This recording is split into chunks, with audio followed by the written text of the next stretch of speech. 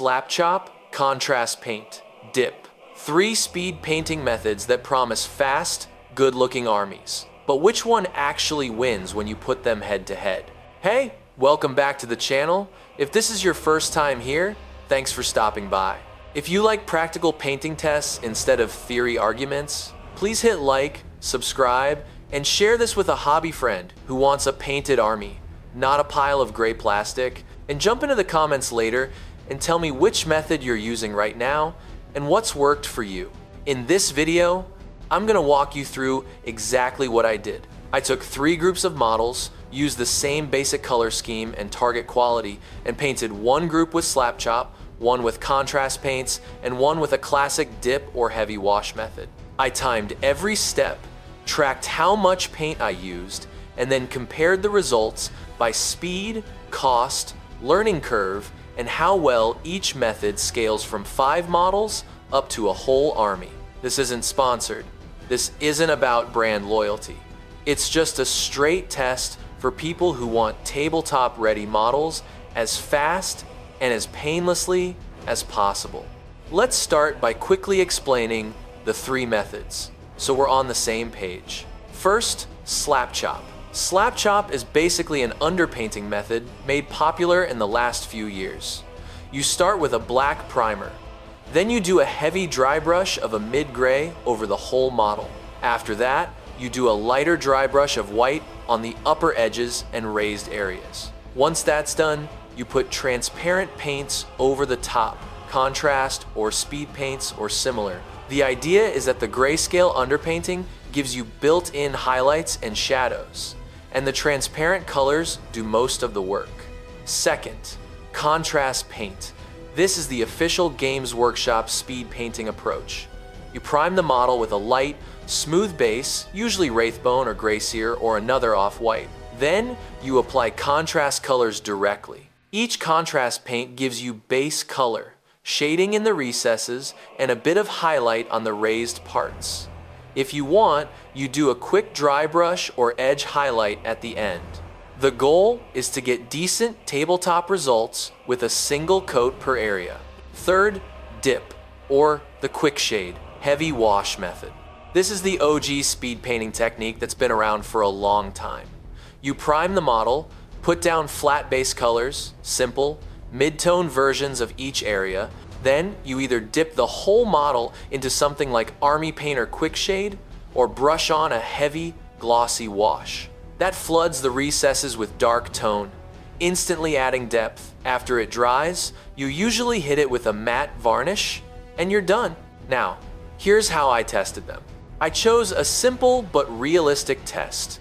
3 small squads of infantry with enough detail to matter. Think basic Warhammer troops with armor, cloth, weapons, faces, and a few pouches. Same faction, same poses, same basing. Group A got slap chop. Group B got contrast. Group C got dip. I aimed for a consistent, good tabletop standard on all of them. Not display level, not rush garbage, but something you'd be proud to put on the table in a full army. I tracked 4 things for each group: time per model, paint cost and product cost, how the models looked at the end, and how easy the method felt to use. Let's start with slap chop. With slap chop, the workflow went like this: prime black, heavy dry brush of mid-gray over everything, light dry brush of white over raised areas, then 1 pass of transparent paints to add color, plus a few small touch-ups at the end. The biggest advantage I noticed was speed once I got into the rhythm.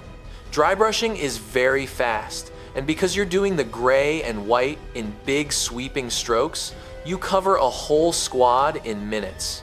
The transparent paints then go on smoothly and take on that contrast of dark recesses and bright edges almost automatically. On my test squad, after the black primer was already on, it took me about 10 to 12 minutes per model, including both dry brush steps and the transparent color coats. That's from bare primered model to finished, ready to base. On batch painting across the whole group, it felt even faster because I wasn't cleaning my brush as often and was repeating the same motion. Visually, Slap Chop gave me the punchiest contrast. Edges and raised areas really popped, especially on armor plates and cloth folds. Reds, blues, and greens looked vibrant, even with just one coat. On the downside, if my dry brushing was a bit sloppy, it showed. Texture from the brush strokes could make some areas look chalky or dusty up close. Also, some colors felt slightly desaturated compared to a more traditional, layered approach, especially if I used very light gray instead of a richer undercolor. Cost-wise, Slap Chop is pretty friendly. You need a black primer, a cheap gray and white for dry brushing, and then whatever transparent paints you choose. You can use Contrast, Army Painter, Speed Paint, Vallejo Express, or similar. You don't need special dips or sprays, and the gray and white last a long time because you're using thin layers and dry brush techniques. The learning curve is medium. Dry brushing is easy to learn, but doing it neatly takes a bit of practice. If you over dry brush, you can lose some detail definition. If you underdo it, your colors won't pop as much. But once you understand how much paint to have on the brush and how to hit the edges, the process becomes very forgiving and repeatable. Now, let's look at contrast. For the contrast group, the workflow was prime light. Apply contrast paints carefully, let them dry, and then add a quick dry brush highlight on a few key areas like armor, edges, and faces. Here, the priming step is more sensitive. Contrast wants a smooth, light base wraithbone or gray sear, or an equivalent light primer. Any roughness, graininess, or missed spots will show through. Once the primer was good, actually applying the contrast was very simple. One coat per area, making sure not to puddle too heavily. On my test squad, the total time per model landed around 12 to 15 minutes. A little slower than Slap Chop, mainly because I had to be more careful controlling where the paint went and cleaning up where it pooled too much. The advantage is that you're not doing multiple underpainting passes. You're building the shading and color in a single layer. Visually, the contrast models looked smoother and cleaner than the Slap Chop ones. The transitions were softer, especially on cloth and skin. The downside is that without extra steps, some areas looked a bit blotchy where the paint pooled, and some colors were a little dull compared to the high contrast Slap Chop finish. That was mostly fixable by better control and maybe a quick highlight or second pass on focal points. Cost-wise, contrast is the most expensive if you stick to Games Workshop's own range. Each pot is not cheap, and if you want a variety of colors for a whole army, the cost adds up. However, you don't need dips, solvents, or extra varnish beyond your usual sealer, and you can absolutely substitute other brands' equivalent paints to lower the cost. The learning curve is easy to medium.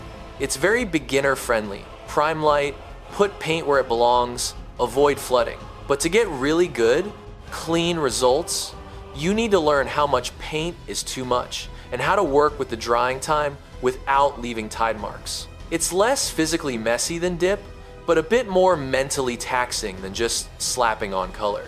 Now, the dip or heavy wash method. For the dip group, the workflow was prime the models, put down simple, flat base colors, no shading, just solid midtones. Then I used an oil-based quick shade style dip, brushed on over the whole model. After that dried thoroughly, I sealed it with a matte varnish and added any final highlights or metallic touches. In terms of time actually spent with a brush, dip is surprisingly efficient. Getting flat base colors on is fast if you're not worrying about fancy blending. Brushing on the dip takes seconds per model. The catch is drying time. Oil-based dips can take many hours to fully cure before you can matte varnish them. That doesn't count as hands-on time, but it does mean you can't rush a model from start to finish in one evening unless you're willing to handle tacky, shiny figures. On my test squad, if I only count active painting time, each model took around 10 to 13 minutes, very similar to Slap Chop in contrast. But if I count total turnaround time, including letting the dip cure enough to varnish, they were in progress much longer. Visually, dip gives a strong, old-school look. Deep shading in the recesses, gloss until you mat it down, and a slightly richer, more stained tone overall.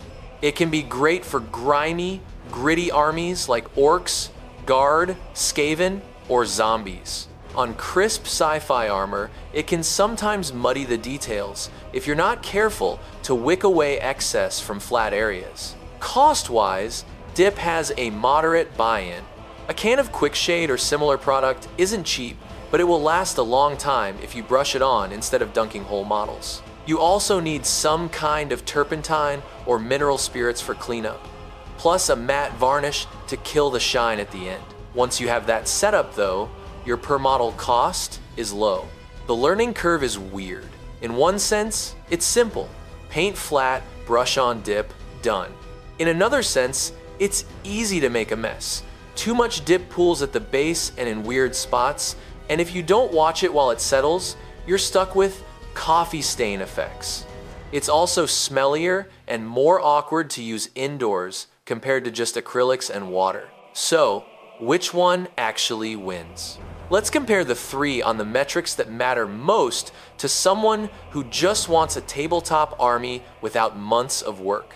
Time per model, slap chop and dip came out about even in actual hands-on time for me, with contrast just a touch slower because I was more careful with placement. In batch painting, batches of 10 or 20, slap chop felt the fastest to move through because the dry brushing steps scale really well. For paint cost, dip and slap chop edge out contrast, especially if you stick with GW contrast paints. Slap chop mainly relies on cheap gray and white, plus whatever transparent paints you choose, and those last a long time. Dip has the upfront dip can and thinner, but one can will cover a lot of models. Contrast is the priciest in terms of color, variety, and pot cost. For visual results at a look good on the table level, this is where preference kicks in. Slap chop gives the strongest pop and reads really well from a distance, especially on textured models like armor, fur, and cloth. Contrast looks smoother and more controlled, great for uniforms, organic shapes, and people. Dip looks gritty and dirty and can be amazing for hordes and grungy armies, but might be too heavy-handed for clean sci-fi if you aren't intentional with it. For learning curve, contrast is the friendliest to a true beginner who follows instructions and works carefully. Slap chop requires a bit of feel for dry brushing, but once you get it, it's very forgiving. Dip is easy to start, but punishes heavy hands and impatience with drying. For scalability to a whole army, all three can scale, but slap chop and contrast felt better for me. Slap chop because you can blast through underpainting on whole trays at once, and contrast because each color area is one and done. Dip scales too, but the long cure time and the glossier, messier workflow made me less excited about doing 200 models that way, back to back. So, if you want a one-sentence verdict, if you want the fastest path to a whole army that still looks striking, slap chop probably wins. If you want the most beginner, friendly, clean-looking results, contrast is your best bet. If you want grim, dirty, old-school shading and don't mind smell, shine, and curing time, dip still has a place. The real answer, though, is that different methods might win for different armies. I'd happily slap chop chaos, cultists, or orcs, use contrast on classic space marines or tyranids, and dip a giant swarm of zombies or skaven. If you've watched this far, thank you. That means you're serious about getting your army painted and on the table. If this comparison helped, please like the video so more hobbyists see it. Subscribe if you want more real tests like this instead of just theory. And tell me in the comments, which method are you using right now, and what's your secret speed painting hack? You don't need to paint like a golden demon winner to enjoy this hobby. You just need a method that works for you, your time, and your budget.